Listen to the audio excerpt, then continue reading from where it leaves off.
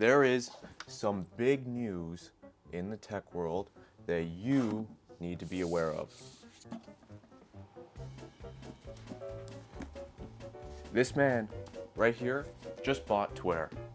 What does that mean for the platform? What are some of the good things? What are some of the bad things that's going to come out of this? Today, you and we're going to talk about Elon Musk buying Twitter. No, we're not talking politics, we're not talking censorship, none of that. We're looking at this from purely an engineering and business perspective. Elon Musk is a brilliant, wicked brilliant businessman, and he's shown that in many of his companies that he started. But I don't know if he's exactly prepared for what running a social network company really entails. This is a massive engineering feat that he's taken on. And I know what you're thinking right now. James, he made rockets that land themselves. He brought the electric car industry out of the depths of hell. I know.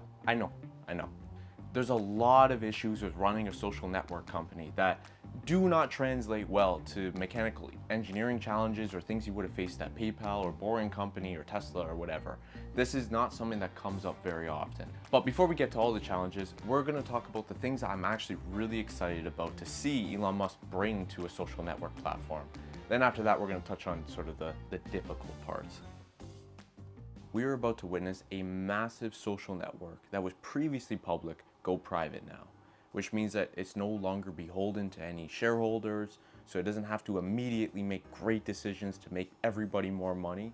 It can start thinking more long-term and actually try to reason with what they're planning to do for the platform. And it's something that we haven't seen for a long time. That's why you usually see very rapid growth with a brand new social network, because they have that fuck it, ship it approach to life that you see in Tesla and SpaceX and a bunch of other companies, but it's really there in the beginning stages of a social network. When you look at something like Facebook, they are stuck, right? They can't do that much. They have to always keep in mind how it improves the life of their shareholders, how it makes the money for the next shareholders report, and it ends up making it more of a talk about it and then we'll see if we're gonna ship it approach, which is slow. Twitter is also realistically at such a massive scale that it's going to take a lot to kill the platform. I honestly don't really think it's possible to kill it, which means that a lot of these engineers and designers have free reign to do whatever they think is going to help the platform best. And obviously this can be led by someone like Elon Musk, as he's the sole board member right now, but he's historically had pretty good ideas on how to improve things. So I can see this playing out pretty well, especially that he doesn't have to get that product market fit anymore. It's just there. Elon is a fantastic businessman, but he's also an engineer at heart. And we've seen what happens when an engineer goes back to running a company. It's happened with Intel, and Intel is now dominating the CPU platform. It took them 5 years, but an engineer in that sort of position looks a little more forward and looks in long term to see how they can improve the company. Whereas historically and statistically, business people usually tend to look very short term on how to turn a profit immediately. Elon also has the funding and the engineering power to do basically anything he wants with this platform, which is really exciting because he can basically do anything, paired with the fact that they already have product market fit and it's basically too big to fail. He could pretty much do whatever he wants, and we already see like talk about bringing back Vine, which is something you wouldn't have even thought of being a possibility with this acquisition, but it's something that he's considering and he can do it. One of the biggest issues I see at Twitter is that the culture shifted a very long time ago from that fuck it, ship it that Elon Musk has modeled so well to more of a let's talk about it and slowly integrate it to make sure that it's going to do well. Bringing that back means that it's going to be a long time of either reorganizing those engineers to adopt this new culture, or having enough new hires that it overpowers the old culture, or enough of them quit. I hate to see people leave a company like that, but that's the reality of it. If they don't fit the culture, that's going to end up happening, whether it's at the hand of Elon or the engineers themselves. The second issue I see is that social media is not like traditional software.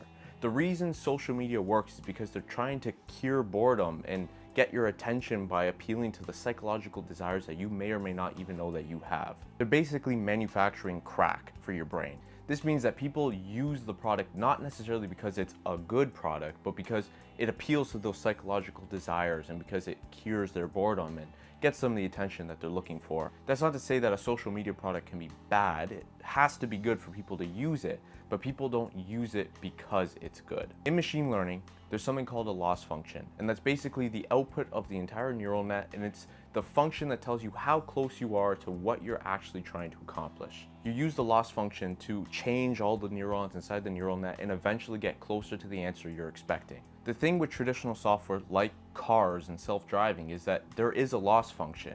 You can see how well a car is improving and how close it is to what you're actually trying to accomplish. The problem with social networks is there's no loss function.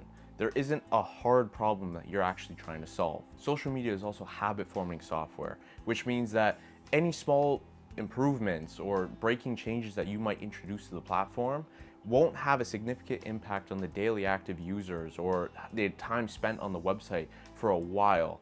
So you won't actually know what caused a downturn in people using your platform or using your software.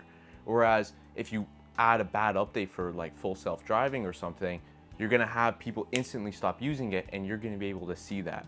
Since there's really no immediate correlation between a bad update or a breaking change and how people actually use the platform, when they use it, and how long they use it, it makes it really, really difficult to optimize in the long run to see what works and what doesn't work. There's a reason why the social networks move really slow. Twitter is fundamentally built on contentious discourse. That means any plans to make it healthier is going to change the inherent reason people visit the platform.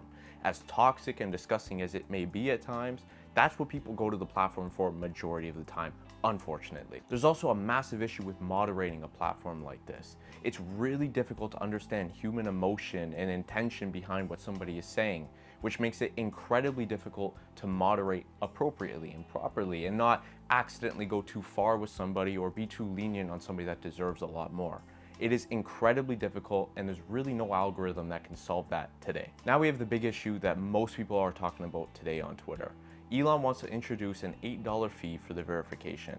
Now, I don't think that's that bad, and you can still use the platform for free. It doesn't cost you anything to use it, but now you're introducing something that was previously free, and now you're making people pay for it. And that has never turned out well. This is exactly the same problem that YouTube has with their premium offering. They're trying to introduce all these features like you can download videos on your phone, you can watch the videos, or you can listen to them if the screen's off. That's great, and those weren't in the original platform, but they're really not pushing the needle. So they ended up having to take away 4K, or at least they're planning to. I'm not quite sure if they did yet. But planning to take away 4K is something that was previously there for free, and now people are pissed about it. That's exactly why Twitter Blue, when it was originally introduced, had basically useless features for the platform. There was a couple little cool things, and they were trying, but it really didn't have any measurable impact on the revenue, and you can see that in the reports. So now these platforms have to ask, how do we get these people to pay for what we already offered for free? And that is, unfortunately, you have to make it an unenjoyable experience to not pay for it. We saw YouTube do this with 4K, which honestly was a very minimal thing. There's not many people watching videos in 4K, but the next thing that they did was they introduced stupid amount of ads that you cannot skip and is incredibly annoying to sit through. So why doesn't Twitter just do that? This is the issue. The issue is that YouTube is in a unique position where they're basically the only platform that lets you host long form content and that people actually go and view. Also, they're pretty much the only profitable company like that, and they have Google backing them. In relation to YouTube, Twitter is really, really cheap to run. You look at something like YouTube, it's hosting tons of videos at different resolutions, different bit rates. It has to have the original files, all the different versions, and it has to stream all that to everybody. It is incredibly expensive to run something like that. We saw that with Netflix, their shareholders report, where now they're cracking down on password sharing because they need more revenue to be able to handle all that. Twitter, on the other hand, is really just hosting text, the occasional image, and some videos. It's not that big of a deal. So the issue that Twitter could fall into is that another platform comes up and basically eats their lunch. Twitter is also susceptible to the exponential data problem. Now, this is not unique to Twitter. Every social media and most software companies are susceptible to this. But the problem with Twitter is that it's not monetizing its previous data as well as it could be. So to explain the exponential data problem, I have these two graphs right here. The first one is Twitter and the second one is Jitter, a random company that I just came up with. So the scale on our graph is years on the x-axis in data and terabytes on the y-axis. So we have a scale going 0, 100, 200, 300, 400, all the way up to 700 on the y, and then the years are a decade from 2012 to 2022. On this graph, I just put rough numbers, and in reality, it's probably significantly higher, but just for the sake of argument, this is what we have right here. So in 2012, we have Twitter had 100 terabytes of data added to the system in that year. 2013, it was 200 terabytes. 2014, 400 terabytes. 2015, 500 terabytes. And you can kind of see the trend. You can see it levels off here and there, but for the most part, there's always some multiple of hundreds of terabytes being added to the surface every single year. Now, the issue with Twitter is that all of the data, all the tweets that you have are there forever. You can go back in time and you can see what somebody tweeted in 2011, 2012, whenever you want. This means that they have to keep all of those tweets, all that data, accessible at all times in basically a massive data warehouse. Now, obviously, the newer tweets and the ones that are hot or trending, they're going to be kept on like Redis clusters or edge servers, something that makes it really, really fast to access. And older data from like some random user, you're not going to have quick access to it. If it takes an extra second to load, nobody's really going to care. So you can leave that on spinning Rust, which is, hard drives, but even spinning Rust is really expensive to run, especially on a scale like this. Because what ends up happening is, okay, sure, it was 100 terabytes added in 2012 and 200 in 2013, but now you have 300 terabytes to watch over because you add the 2 years and you have to maintain all of that data. Then you add 2014 with 400 terabytes, and now you're at 700 terabytes of data that you now have to have spinning and accessible at any point to any user. The issue now is if Twitter goes and starts making you pay for some features, like if you want to maintain your old tweets, you have to pay for that, which realistically nobody's really going to want to do because historically it's been weaponized. But let's say they do say you have to pay if you want to maintain your own tweets. People are going to say, why would I do that? It's previously free, I'm not going to pay for this. And then they're going to go to a new platform like Jitter. In Jitter, since it's brand new, it just started in 2022, even if they have 700 terabytes of data being added to the platform this year, it's only 700 terabytes that they have to maintain. It's significantly cheaper than the whatever monstrosity of petabytes is over here. This is why Twitter really has to play their cards right, because you're going to have a new platform like Jitter pop up, and you're going to have some amount of your users hop over to that because they're offering X, Y, and Z features that maybe Twitter doesn't have or are now making you pay for it, even though it was previously free. So people are going to be more accustomed to using what is free because the internet sort of has this culture of trending towards free things, even if they're not profitable. And a company like Jitter has no maintenance costs for those users, or it's significantly lower than Twitter. Of course, Jitter's just kicking the can down the road because in 10 years, they're going to be in exactly the same position as Twitter, if not a worse one because there's more data now. But for now, Jitter is winning this competition. So how does Elon address these issues? Well, the culture shift one is going to be relatively easy. For the next year or two, it's going to be a bit of a rough patch as they kind of iron things out and new engineers come in, old engineers leave, or they shift their perspective on how a company should be run like that. Some of the other issues is really what's going to be testing Elon's business skills, because he's going to have to adapt from being like a traditional engineer solving a hard problem to someone that solves a psychological crack sort of thing instead of a legitimate problem that needs to be solved. It's going to be pretty complicated for him to do it, but he's disrupted markets before with like Tesla and SpaceX, so it's possible he's going to be able to do something like this.